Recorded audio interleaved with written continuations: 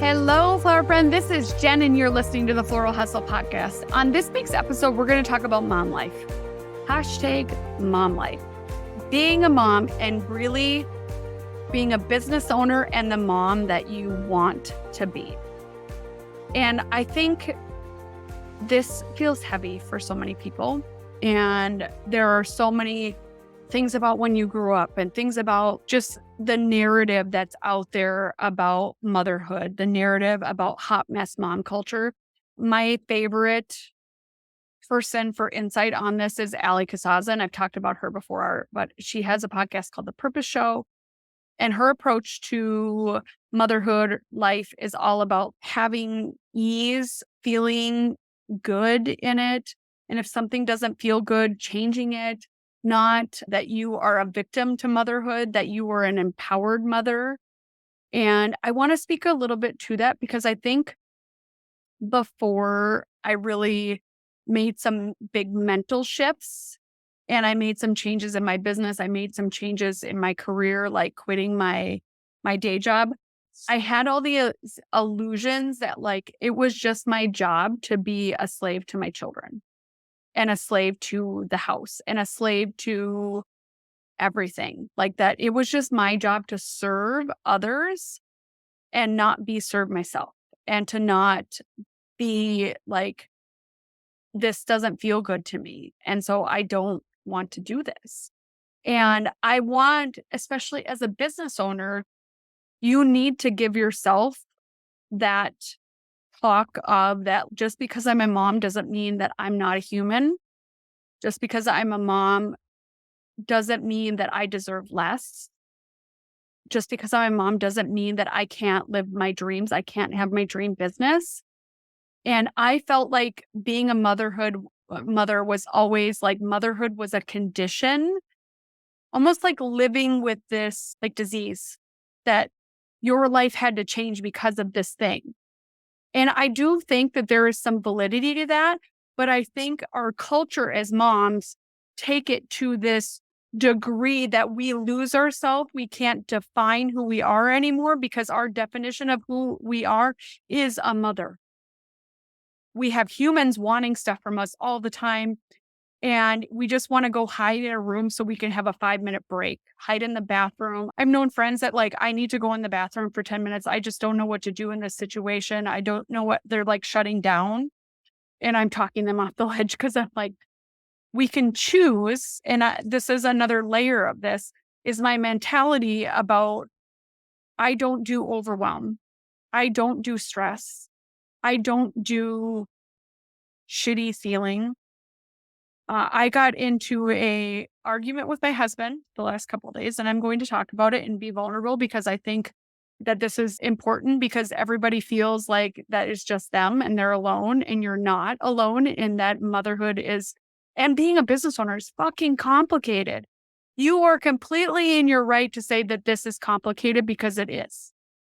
But I choose to live it in alignment with myself. I choose to feel good in my life. I choose to not let other people like run my life. And that's all that's running my life. I run my life.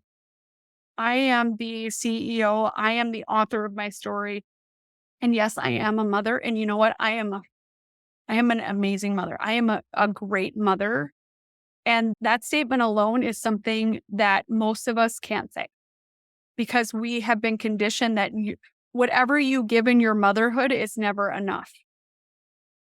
And as someone who has a special needs kiddo, who her dad is an epic piece of shit, and I did many of the beginning years before I met my husband alone, and both of my parents have passed away, so I was even more alone. I have one sibling that lives here that I talk to and I love him, but we don't have a lot of contact. I have a sister, she's in Georgia. And I'm out of 9 children. I don't have a close family. And with that, I have to be undeniably okay with that. My definition of what things are is my North Star and is going to be what it is because I'm not going to let others, including even my husband, define how I should feel about my motherhood, define what my motherhood should be, because I'm in charge of that. And I am in charge of our children. With me quitting my job and actually just me as a person, I am in charge in our household of our children. We have a nanny. We actually have a nanny, and then our old nanny comes one day a week, and they're here for about 5 hours. So I now have about 20 hours a week during wedding season and without. And there was a situation where we actually have, and this is another thing, like you need the support to be able to do these things. And we have with my daughter, and I've talked about this before, we have an autism parenting coach. And that person, I have a file folder that I can put in my phone and take notes, like anytime something comes up that doesn't feel good. And we have a constant battle, and you might be here too, of tablet time, computer time. Like my daughter is obsessive, overtaken by it. And I'm like, go play outside. We didn't have tabbies when I was little. Like, go outside. Why can't you be outside? I want to be angry about that because she just wants to be on her tablet. But like, he has helped us formulate strategies. And one of the strategies, like, you really need to put in place a schedule. And honestly, with I call it the mental load of the household of camps, animals, cleaning, nanny schedules, wedding season, growing the podcast, wanting to work on being a more aligned version of myself, physically, mentally. I started going to a chiropractor again because there's some things that are popping up because I've been in a couple car accidents now that I'm working out. I just want to be the best version of myself. And like, a schedule wasn't prioritized. It was really prioritized in my husband's mind. So he went and told the nanny, we need to make a schedule. And we're going to be working on that because my daughter and the nanny were butting heads about this tablet thing, just wanting to be on the tablet, not go outside, not do anything, just wanting to be on the tablet. So many kids are stuck to. And I felt undermined. I felt like she took it as she's supposed to make a schedule for her children, which is what, Stephen, were you thinking talking to him? And he mentioned it in his mind in passing, but it blew up to this big thing. And before, the old version of me that has expired would have stewed about it. Been like, what a shithead. What was he thinking talking to her about that? This is not her place. This is my job. He is like trying to outsource our parent, like all these things. And in his mind, he just suggested, I think the solution to this problem is that we need a schedule. So I took it to another level, but the old version of me, I would have stewed in that moment, gone to bed angry, and I would have been upset about the whole thing. And then I would have done it times 10 and done it right away because I'm going to prove him that I'm capable of doing this. And if you had a situation like that, I'm sure you have, because it's just dynamic, human dynamic. His comment was taken literally because somebody wants to please us and that works for us. They want to make us happy. They want to help us. And they thought they were tasked with it. And so that she made a whole schedule out. And I'm like, whoa, whoa, whoa. We need to baby step this. And for one, we have camps almost every week. And we have school starting in a month and a half. Slow your roll, everybody. I'm like, you don't know our kids' schedule. You don't know when they're going to camp. You don't know when speech is. You don't know when this is. This should be my job. And we should sit down as a team, because we are a team, Team Beck, making a plan. But it escalated. And I would have stewed in it. So the new version of me, and this is what I invite into your motherhood, is saying, you know what? This whole thing didn't feel good to me. And if you are changing your behavior and you were a steward or a stuffer, call that out. Say, I used to just like stuff all of these feelings and not talk about it, but I don't want to have that relationship with you anymore. I want our relationship redefined that we talk about everything. I want us to be best friends. I want us to share in that communication. And then tell them, from my perspective, I felt like this. And that might not be reality, but that's how I felt. And then when I'm trying to explain that to you, I didn't feel seen by you. I didn't feel validated that it was okay that I felt this way. I felt like we had every excuse explaining why this happened and not that my feelings about the situation were valid. I felt so much better after that conversation. And there's been other conversations like this because I'm not going to live choosing to stew. I'm not going to live choosing to be a victim to motherhood, choosing to be a victim of my relationship with my husband. I am fully the boss of my life, the CEO of my life, and I am choosing to live that accordingly. And so can you. And if a situation happens with your kids, you, of course, want to handle it in a different layer or a different manner, but you are teaching them to be that version of whatever you're acting like. You're teaching them that that's okay. I want to do better. I want my kids. I have empowered humans. I am raising empowered humans. So, my daughter, every night we do affirmations. I am strong. I am kind. I am brave. I am beautiful because that is the kind of mother I want to be. And I'm going to teach my daughter that she doesn't need to be a victim because she has autism. She is beautiful. She is smart. She is creative. There are so many things that like I want her to see. We need to teach them that.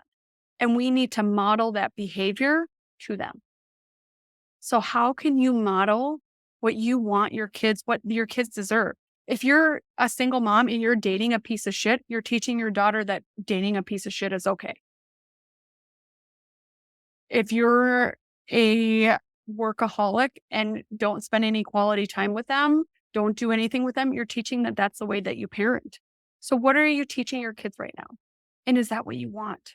And if it isn't, how can you change it? How can you get support? I was running around doing everything and decided I just couldn't do it anymore. And I think that's even in my intro. I just couldn't do it anymore. Like that's not the version of myself that I want to be. And there's an Instagram reel that that version of you has expired, which is just freaking hilarious. It has. That version of me is expired, and I'm going to become the version of her that I want today. Whatever that version is, and it could change tomorrow if I decide, but that is what I'm going to embody. That is what I want in my motherhood. And as a business owner, I had a business coach tell me that is a florist, that is a stepmom, not a mom, a stepmom, that I should never have kids around in the background during a consult because it's bad, bad. I will straight up tell people because this is the business owner that I'm defining I am a mother. I have two smaller children. And if they want to meet outside of when I have a nanny, my husband's job is a priority because he makes good money. And I don't want to keep asking him to always be watching the kids like a hawk. I want to feel like if something happens that like that customer, that client is going to be understanding. If they pop in here and say, Mom, where is? I just say, okay, just 1 minute. Honey, that is here. Because I am a mom and a business owner and a human. And if I'm not going to have clients that don't understand that, because if they can't support that, then that I'm not the right customer or I'm not the right fit for them. They can go elsewhere and that is totally fine. But you have to be okay with not fearing change. You have to be okay with not fearing that this new version of yourself and your motherhood is basically going to make everybody not like you, not respect you. Your kids are going to get angry. It's a transition. You can't just go cold turkey. Like having a kiddo with autism, like I am so keyed into transition, visual cues, prompting, because I don't want her to go like sideways because I wasn't preparing her. I want her prepared for what's going to happen. And that starts with this schedule that we are going to, and I already had a plan. I just hadn't had time to implement the plan because I'm human and I have prioritized other things, which I don't feel bad for. And that's another thing. So many moms live in guilt because they feel like they're just not living up to the expectations of their motherhood. They're not living up to the expectations. Normally, and this might be you if you resonate, I totally see you living up to the expectations that your mother put on your motherhood or your family or the visual of what your family taught you, the narrative of motherhood, of parenting, of being a family, of relationships. Like all of those things come from when you were a kid. And I've talked about this with coaching clients, and I think I've talked about it here is I always never felt like I was good enough. And so when I felt like my husband was trying to outsource our parenting in this situation, I felt attacked. I felt like I wasn't good enough. Why wouldn't you task me with this? Am I not good enough? All because I never felt like I was good enough. I know now I am, but when that happened, that part of me went back to when I was a little girl and felt that way. So I went back to my 9-year-old self, my 8-year-old self, my 7-year-old self, and I wasn't thinking rationally because that part of me was activated that, oh no, I'm not good enough again. And I am good enough. I am damn good at a ton of things that like the level where I'm at now, those triggers happen way less, but that parenting one is still very there. And I still have to work through it because when that gets triggered, I'm like, okay, my 8-year-old self is being triggered because of this situation. And you might have the same thing. It could maybe be around not feeling like you were ever good enough. It could be like feeling like you're a failure, feeling judgment, feeling just like that you're never going to be living up to anybody else's standards because their standards are maybe even unrealistic. Um, I remember my mom passed away 5 years ago, and we went to Disney on Ice, and my daughter at the time, I think, was 3. And this is like when she was 2 is when we were starting to figure out like all these things about her speech, her autism potentially, like that it was kind of on the radar then. They educationally said that she had autism, but I hadn't got a medical diagnosis yet because those are 2 separate things. And so I'm going through the motions and everything. And we went to Disney on Ice, and my little Bella is so excited. I mean, we've never done anything like this, and she was sitting or, like, standing in the aisle of the, Xcel Energy Center, watching all the dancers and watching all the ice skaters and just being so excited because she's 3 and she's, like, running hot because nobody can understand her. So, like, here's this little human so excited, and my mom was so upset that she was in the aisle. And she's, "Jenny, you were a bad mother that you allowed that to happen. It's not okay." And like that phrase, that comment, I mean, I flipped my shit on her. Let's just say that. I'm like, I am absolutely a good mother. I am doing this on my own. I do not really have support. Like I felt like then I had to defend and justify. But like that moment now triggers anytime I hear like I'm not living up to an expectation because I can't revisit with her because she's gone. So you live in these moments that happened to you in the past. And like all these icky things get triggered. That part in you gets triggered. And that part it's going to show up in different ways.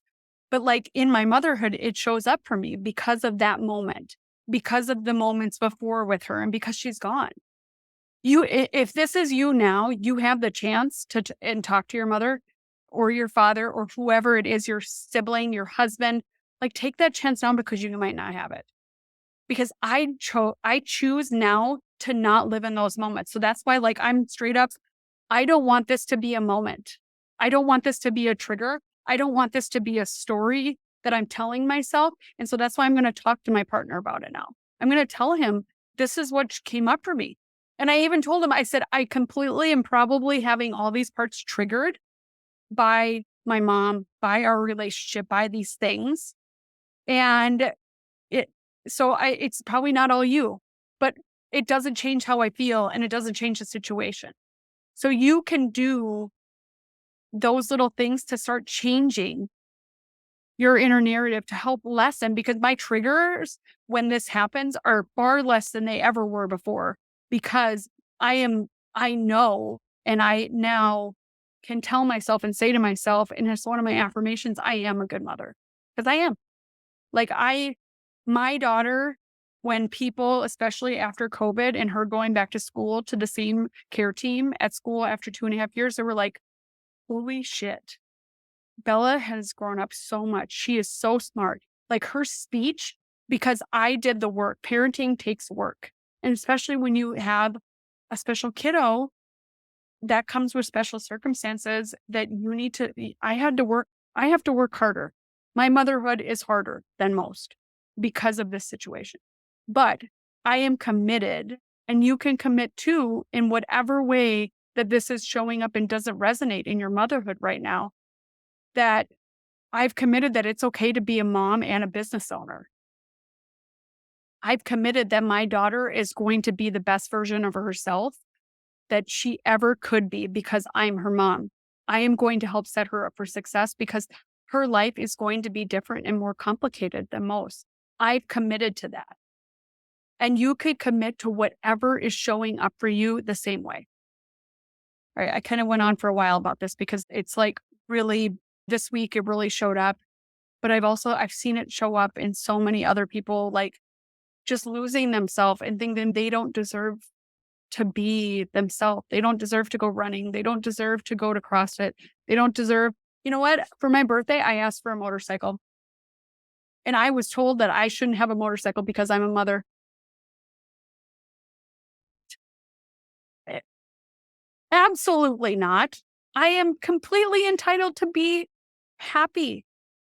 And like when I got on it, it was my birthday present. Like I guess I mean I basically bought myself a birthday present, but I had to talk my husband into it because he had the same story that like moms and motorcycles go together. If you want a motorcycle, go get one because it brings me so much joy and so much happiness. And I am not going to let being a mom stop me from being my happiest version of myself, my true self. I felt like a part of me was missing because I had ridden a motorcycle. I just turned 44. I had ridden a motorcycle since I was 17. And I got rid of it when Bodhi was born 4 years ago. I felt like part of my heart had been taken. And I wasn't going to let it be taken anymore just because I was a mom. So what is that for you? Is that running?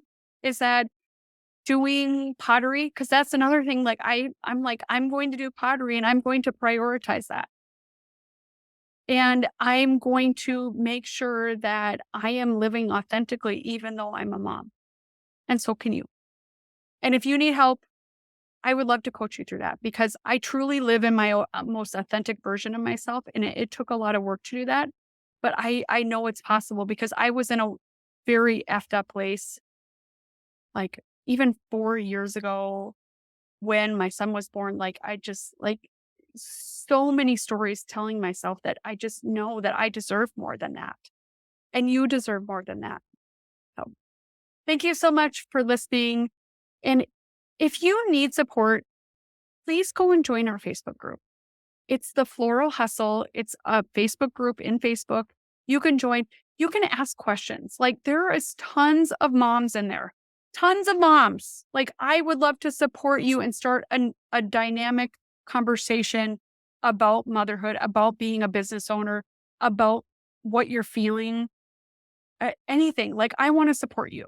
And so please go and join the Floral Hustle Facebook group because I just love seeing, I think we're now at like 150, 160 members. So I just love watching the numbers climb up but I want you guys to interact. I want you to be in the group and ask questions. Like I want to be there to support you. And there are so many like lovely flower friends in there that are great about helping and support you and answer posts as well. So please go in and get support and it's free. So it's a great situation.